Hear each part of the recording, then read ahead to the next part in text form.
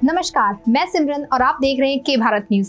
आज मैं आपको बताने जा रही हूँ जर्मनी की एनी फ्रैंक के बारे में, जिसकी डायरी बहुत ही मशहूर हुई थी। शायद आप में से बहुत कम लोगों को उसकी डायरी के बारे में पता होगा। तो चलिए बताते हैं आपको क्या खास था उस डायरी में। एक यहूदी लड़की थी जिसने एक डायरी लिखी थी जो 20वीं सेंचुरी की सबसे महान किताबों में से एक मानी जाती थी। उसकी ये डायरी नाजियों द्वारा यहूदियों पर किए गए अत्याचारों का जीता जागता सबूत है। एनी फ्रैंक का जन्म फ्रैंकफर्ट शहर जर्मनी में 12 जून 1929 को हुआ था। जब एन 4 साल की थी तो नाजियों का वहाँ राज हो गया था, जिसके चलते फ्रैंक फैमिली बचने के लिए नीदरलैंड के आम्स्टर्डम चले गए, लेकिन वहाँ भी यहूदियों ने कब्जा कर लिया। लेकिन फ्रैंक फैमिली ने वहीं छुपना सही समझा और वह एक बिल्डिंग के एक सीक्रेट अपार्टमेंट में छुप गए, जिसे सीक्रेट एनेक्स कहा जाता है। उनके साथ 4 और यहूदी रह रहे थे। एन एक डायरी लेखिका और साधारण लेख निबंध के लिए प्रसिद्ध थी।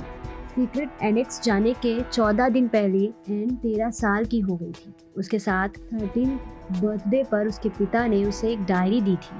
फ्रैंक की फैमिली उस बिल्डिंग में 2 साल 35 दिन तक रही।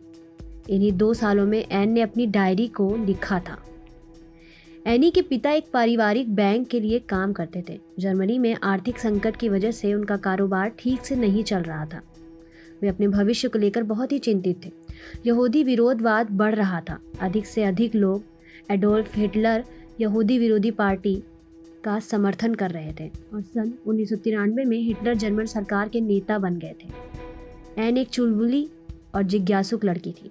उसे सबके आकर्षक का केंद्र बना रहना अच्छा लगता था।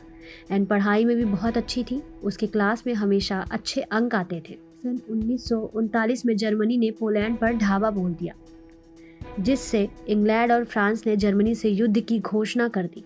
वारसा में बमबारी होती है। यहूदियों पर अत्याचार लगभग इसी समय शुरू हुआ था।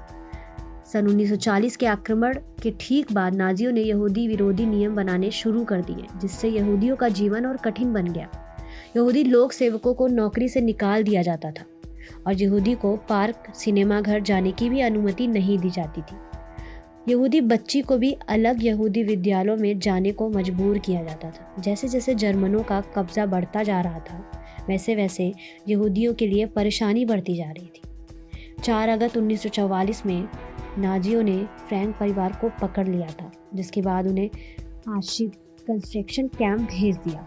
वह पहुंचने पर पुरुषों और महिलाओं को अलग कर दिया जाता था। जल्दी उसके पिता अलग हो गए थे। एन ने अपने पिता को आखिरी बार देखा था।